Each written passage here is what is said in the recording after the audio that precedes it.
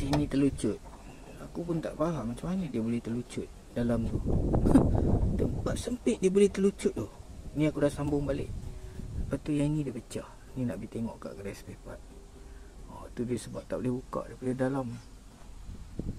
Terpaksa buka semua bahagian pintu. Pertama, dia tak boleh buka daripada dalam. Antara sebab dia benda ni dia terlucut. Dia pasang kat sini kan, macam ni. Dia terlucut. Lepas tu yang ini pun dah pecah. Lepas tu ngam-ngam sampai ofis ni pula, tingkap terus turun. Punca dia benda ni longgar, dia dah terlipat sampai ke sini. Nampak tak? Tu kesan dia. Dia dah terlipat sampai ke sini. Itu yang tingkap terus jatuh tu. Dia apa tu, bahagian ni, dia ada dua benda tahan. Ni. Dia masuk dalam rail tu kan. Kiri kanan ni. Dia dah terlucut lah cerita dia. Apa pun tak boleh, naik pun tak boleh, turun pun tak boleh. Sekarang nak pergi kedai spare part, nak beli yang pecah tadi tu. Mana tadi beli yang ini.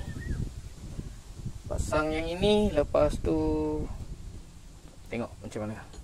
Rasanya okey kot. Sebab beberapa minggu lepas masa dekat Keluang, yang sana buat hal 1 jam lebih aku buat parking depan Caltex sebelum pergi Sedenak tu.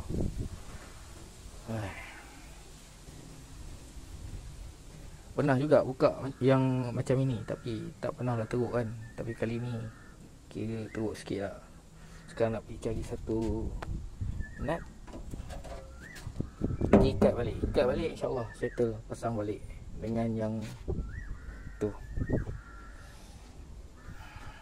Yang penting tingkap kena turun naik, bagi dia boleh berfungsi.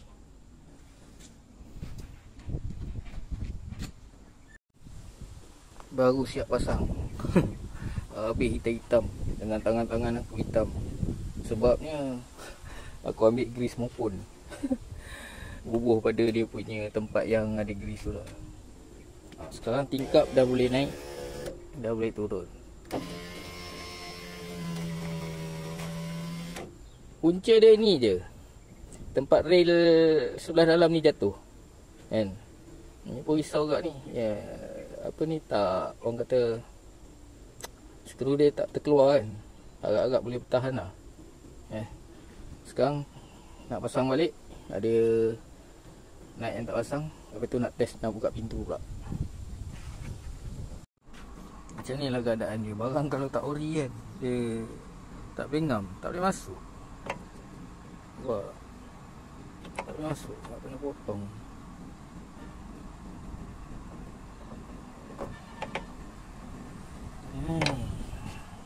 Tak boleh lah. Siap lah.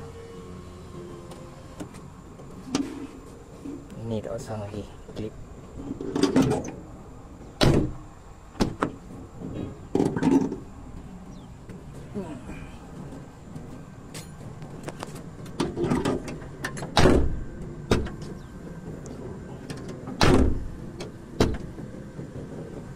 Settle masalah.